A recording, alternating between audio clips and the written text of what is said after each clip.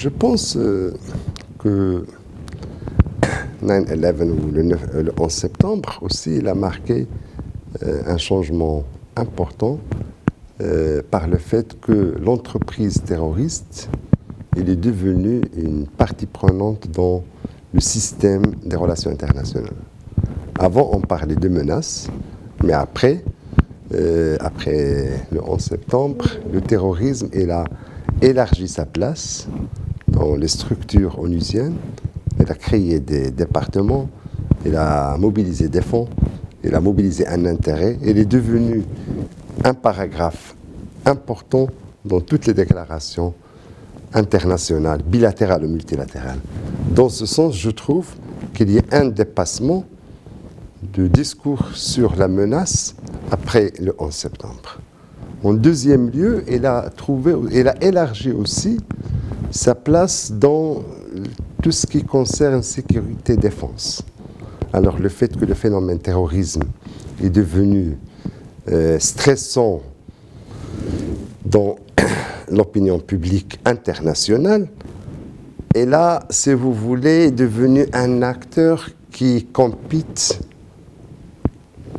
la défense, qui compite les autres zones traditionnelles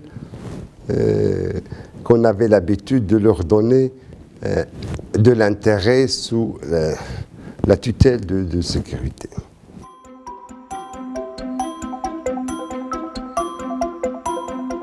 Alors pour moi, personnellement, l'intérêt que je trouve aujourd'hui, post-Daesh, c'est il faut absolument voir cette question traditionnelle des revenants, mais autrement, avec de nouvelles lunettes, si vous voulez.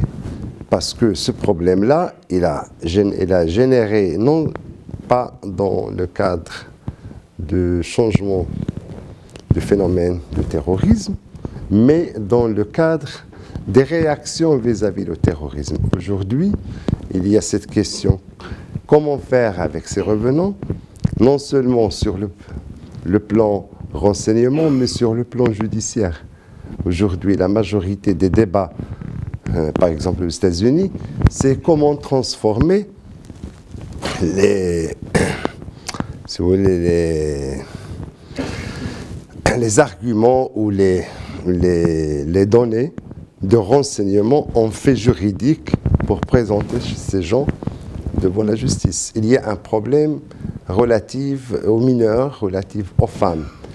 Et alors, il y avait une mouvance de sympathie vis-à-vis ces deux catégories vues qui sont vulnérables, mais aujourd'hui, avec le grand home terrorisme, il y a des voix qui ne veulent plus tolérer la menace, pas sous prétexte de genre ou sous prétexte de couches vulnérables.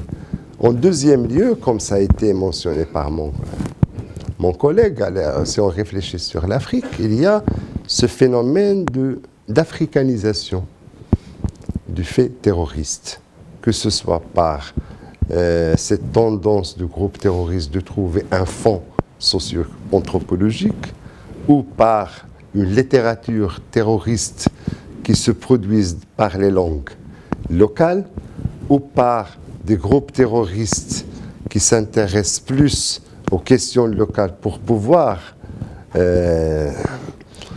survivre.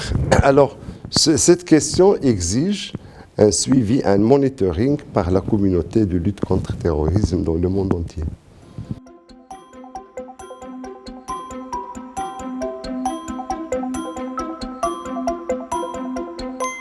Je crois qu'il y a beaucoup d'efforts qui se fait par les pays.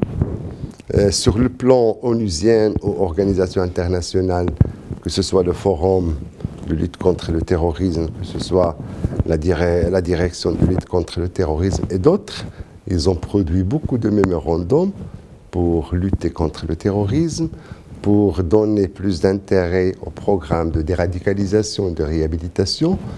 Mais on trouve que quand même, aujourd'hui, on fait face à un nouveau phénomène émergent, c'est que quelques pays, ils ne prennent pas au sérieux les mémorandums parce qu'ils n'ont pas une force juridique équivalent aux lois pénales, par exemple.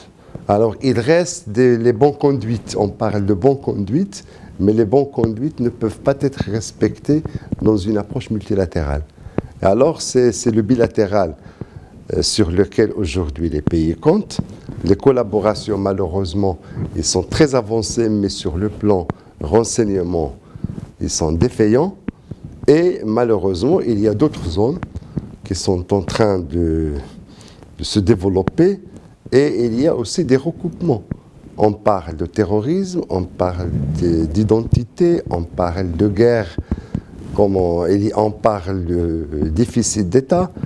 On réfléchit sur la Libye, sur le Yémen, ce qui se passe aujourd'hui au Soudan, qui est inquiétant et qui peut générer des mouvances terroristes.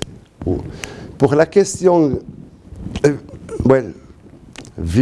extrémisme violent, c'est compliqué parce qu'après la résolution 2178, aujourd'hui, c'est clair qu'on a, à part la menace terroriste, on a des écoles politiques qui essaient d'interpréter ou qui essaient de mélanger les cartes entre le terrorisme et les ennemis politiques. Alors, pour si vous voulez, les années à venir, ce problème, en mon sens, va continuer. Peut-être ça va s'aggraver plus, mais il faut mentionner une chose, c'est qu'on peut sentir, les experts qui travaillent dans notre centre, ils sont conscients que les terroristes aussi, ils sont en train de générer d'autres formes d'intelligence djihadiste réciproquement aux efforts faits par les entreprises qui luttent contre le terrorisme.